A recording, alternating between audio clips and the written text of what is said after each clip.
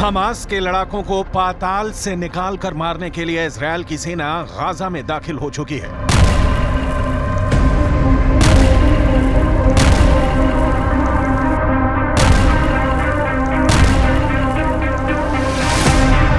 चप्पे चप्पे में तलाशी अभियान चलाया जा रहा है।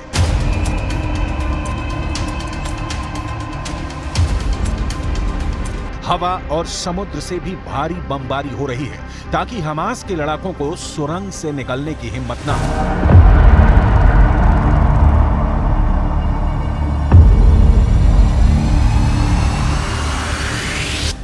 इजरायल के सैनिक टैंकों के साथ आगे बढ़ रहे हैं। अब जंग में वो दौर आ चुका है जहां इजरायल के कमांडो हमास लड़ाकों को उनकी मान में घुसकर ही ढेर करेंगे।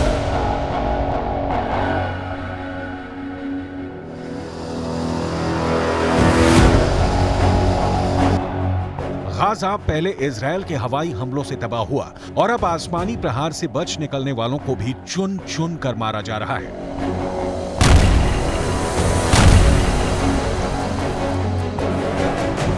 अब इजरायल की सेना उन ठिकानों तक पहुंच रही है जहां आसमान से बम गिराकर हमास के लड़ाकों को मारना आसान नहीं था।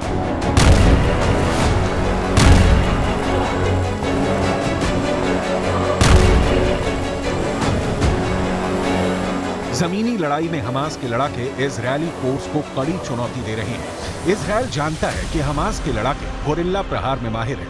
हमास के लिए युद्ध के नियम कोई मायने नहीं रखते, इसलिए इजरायली सेना को काफी संभल कर ऑपरेशन चलाना पड़ रहा है। हमास के लड़ाकों ने जानबूझकर अस्पताल के करीब ठिकाने बनाए हैं, जिससे इजरायल की सेना कार्रवाई के दौरान उन पर हथियारों का इस्तेमाल नहीं कर सके। المستشفيات اغلب المصابين بتتخبى من المستشفيات. وبتخبوا ايش؟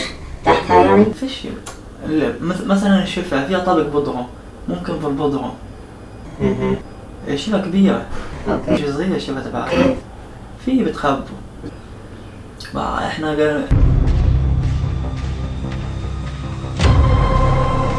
हमास के पास घातक रॉकेट का भंडार है और वेस्ट बैंक के जेनिन में आमने सामने की जंग चल रही है। इजरायली सेना पर इसी तरह ताबड़तोड़ रॉकेट से हमले हो रहे हैं। जेनिन में इजरायल ने सैन्य अभियान चलाया है। इजरायल की सेना के मूवमेंट से साफ है कि इजरायल ने हमास के खिलाफ युद्ध सेकंड फेज यानी दूसरे चरण में दाखिल हो गया है, जहां पहले चरण से ज्यादा खून खराबा होने की आशंका है।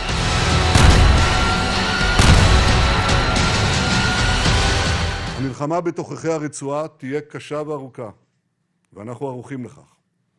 זאת מלחמת העצמאות השנייה שלנו. נילחם על הגנת המולדת. נילחם ולא ניסוג. נילחם ביבשה, בים ובאוויר.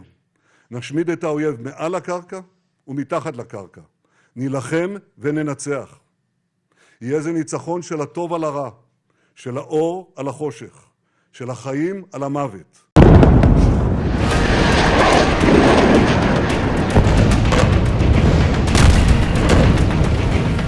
इधर इजरायल के जमीनी ऑपरेशन का साइड इफेक्ट भी देखने को मिलने लगा है। गाजा में बंधक बनाए गए लोगों के परिजनों ने तेल अवीव में विरोध प्रदर्शन किया। इस दौरान लोगों ने हाथों में तख्तियां भी ले रखी थी, जिसमें बंधकों की तस्वीर थी और लिखा था कि उन्हें अभी घर लाओ। विरोध प्रदर्शन के बाद इजरायल के रक्षा मंत्री योआव गैलेंट प्रदर्शन कर रहे परिवारों से मिले। Boyfriend, I truly afraid that these two girls is like in conflict with each other.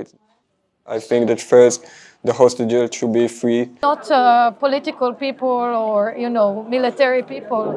We are two simple people that try to save our sister. If Moran is listening to us, Moran, we are united together. We love you so much. Continue to be positive as you are, and think about the big hugs we're all going to give you when you come back. And I want you to know that we're doing everything we can to bring you back home as soon as possible. इधर जंग के बीच अमेरिकी राष्ट्रपति Joe Biden ने Israeli प्रधानमंत्री Benjamin Netanyahu से phone पर बात की। इस दौरान उन्होंने साफ कहा कि इजरायल को अपनी रक्षा करने का अधिकार है, लेकिन उसे अंतर्राष्ट्रीय मानवीय कानून के मुताबिक ऐसा करना चाहिए, जो नागरिकों की सुरक्षा को प्राथमिकता देता है। अमेरिका के तीवर और इजरायल के एक्शन से साफ है कि इजरायल और हमास के बीच चल रहा युद्ध अभी रुकने वाला नहीं है। हमास भले ही बंधकों के जरिए दुनिया को ब्लैकमेल करने की कोशिश कर रहा है, लेकिन सच्चाई ये है कि हमास पूरी दुनिया में अलग थलग पड़ चुका है। दुनिया के देश फिलिस्तीनियों के प्रति तो सहानुभूति रखते हैं, लेकिन इजरायल को उसकी रक्षा के अधिकार का भी समर्थन करते हैं।